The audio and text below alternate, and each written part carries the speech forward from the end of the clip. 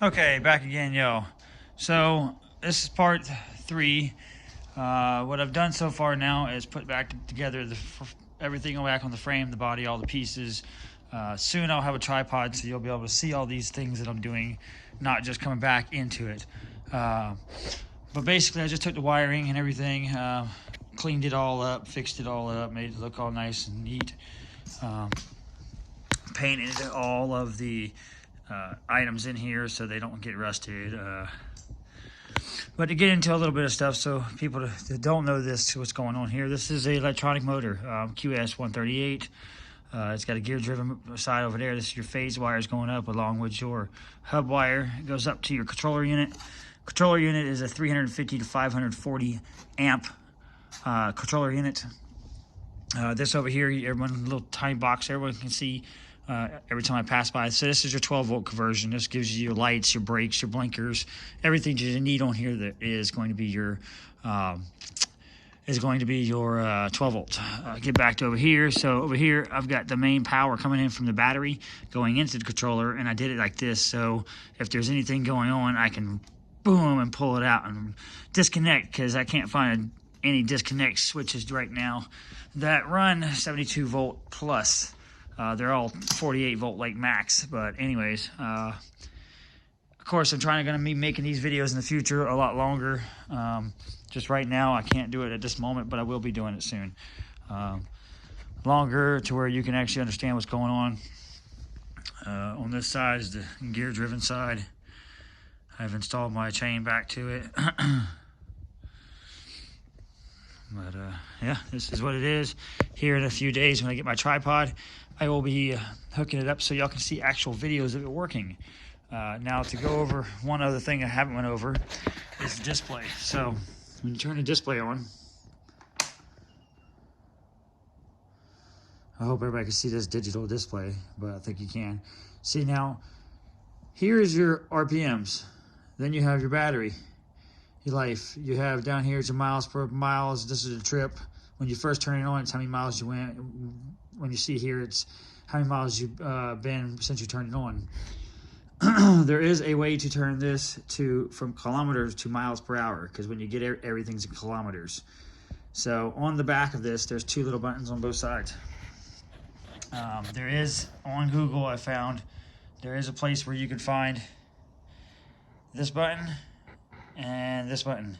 If you click and hold it, you go into a CC mode, which is a CC on a screen, on a display.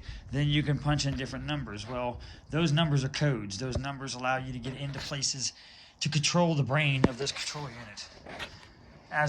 For instance, I couldn't get it from kilometers to miles per hour. I couldn't figure out how. Well, I can go in here, click, get it on CC, and then go over to a certain number that I found on Google on their little page of these displays for FAR drivers. So you have to look up the FAR driver display, and it gives you the display numbers, and they're little past numbers that you can put in for the CC is when it clicks on it. And what that does is it gives you that ability to change things inside this display. Also, it gives you the ability to change things inside here, like for instance, your miles per hour, how big your tire is. You have to get this radius of your tire. You have to match that up with the radius of what it says in here, but this is still all in the functions of the display of the settings is still in millimeters. So you have to convert it from millimeters to inches to find out what you need to install and what you need to put in there. But once you get all that, it goes. Like I said before, I got it about 83, 84 miles an hour, and that was with my phone GPS. Now, phone GPS, of course, you know, isn't accurate, so it's in that realm of having fun. Not too bad, not bad, but good. But in the future video, y'all will be seeing me with a tripod, maybe doing some wheelies, some burnouts, some donuts, some takeoffs, some drags, just so you can see what this thing is capable of doing. I was amazed. I went from a direct drive motor, which I'll show you, I have over here. So this is a direct drive motor. What direct drive motor means, it has one drive, goes straight through the middle of the motor, straight out the other side. No gear reduction or nothing. Same wattage, same motor. This one over here, the only difference in this motor and that motor is it's got a gear drive on it.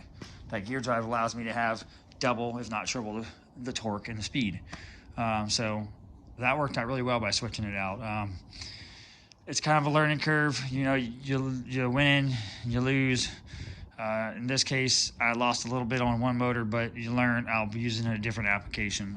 But yeah, if you like my videos and if you've watched it this far, then you do. So please like, subscribe, hit that little bell button, and every time I make a new video, you'll get notified that my video is out there. And hopefully I'm helping some people out on trying to build one of these electric bikes.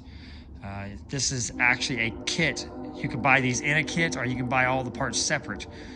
You can buy it all on eBay. It's really good. It's cheap. It's easy. I wouldn't say cheap part, but it is easy to install and put together. Programming is a little difficult, but they're working on that to get it in English. But until then, man, see y'all in the next video. Here soon, the next video will be me doing those things I said. See y'all later.